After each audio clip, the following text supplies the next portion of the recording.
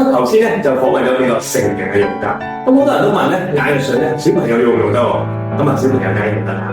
我哋咧今日咧就問一個故事嘅主角，佢叫 Aiden。Hello， 你好，你好。係啦，咁咧 Aiden 咧佢本身係咩問題咧？佢係有一個叫做眼睛敏感嘅，即係佢去到一啲公園咧，佢一見到一啲可能係植物啊、啲花粉啊，或者去到一啲公眾嘅場合咧，好多灰塵嘅時候咧，佢都會覺得咧個眼咧好容易痕同埋有少少嘅刺痛感咁樣嘅。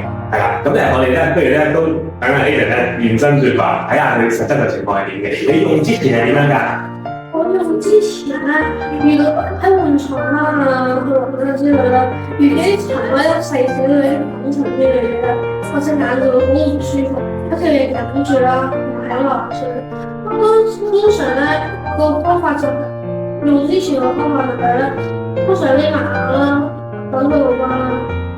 用咗之後咧，我滴完眼水之後咧，我通常感覺好好多啦，而且咧。嗰個敏感嘅次數都少。係嗱，之前咁啦，你用咗呢個產品幾耐先？用咗2個月。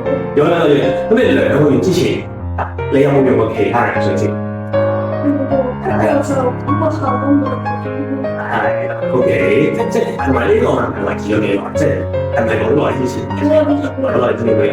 咁咧就一直有人用其他嘅品牌眼藥水啦，就可能個效果就差少少。咁咧嗱，用咗木經之後咧，咁點樣好快？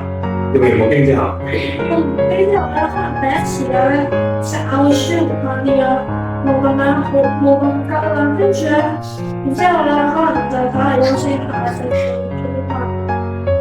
同埋都用完佢好咗，但係都維持咗幾耐咧？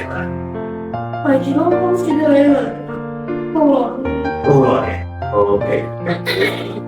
好多謝 Aiden 嘅例子，咁咧所以咧證明咧眼藥水咧就唔係淨係咧個大人用嘅，因為咧佢係一個中草藥嘅成分。其實中草藥咧喺眾多嘅藥物嚟講咧，無論西藥啊、化學藥品嚟講咧，佢係最天然同埋係最可以即係對於我哋嘅人體咧吸收得最好嘅。咁所以咧小朋友都用嘅，多謝大家。